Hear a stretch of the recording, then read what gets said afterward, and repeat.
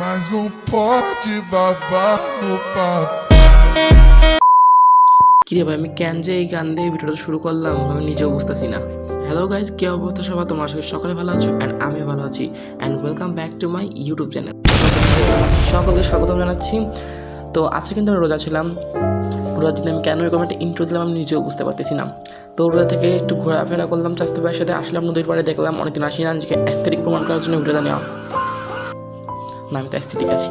তো দেখো, এখান থেকে কাঁটা থেকে মাছ ধরা হচ্ছিলো, তাই এটা ক্যাপচার করলাম তোমাদেরকে দেখানোর জন্য। তারপর আমরা সুন্দর একটি লোকেশনে চলে গিয়েছিলাম। দেখো, এটা কিন্তু একটু ড্রিমই লাগছিলো, মানে যখন সামনাসামনি ক্যামেরা তুমি দেখছিলাম ড্রিমই ড্রিমই লাগছিলো, বাট আমার ফোন তো ভালো না।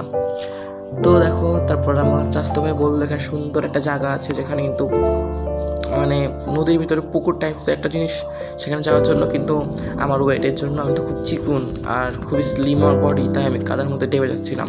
তো সেই পুকুর জিনিসটা খুবই মানে কি বলবো, ইউনিক লাগছিল, সুন্দর ছিল জিনিসটা, মানে ইউনিক লাগছিল।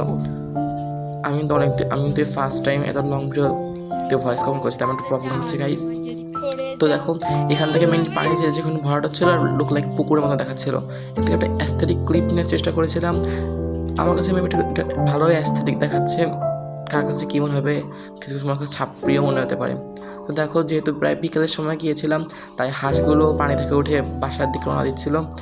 তো আমার সত্যি তো অনেক আনকমফোর্টেবল। তো দেখতে দেখতে ব্লগ একদম শেষ পর্যায়ে চলে আসলাম। জানি না ব্লগটা কেমন হয়েছে, তোমরা আমাকে চ্যানেলটি সাবস্ক্রাইব করে দেবে, পাশে থাকবে এবং আমার ভিডিওতে কমেন্ট করবে। এটুকুই, বাই।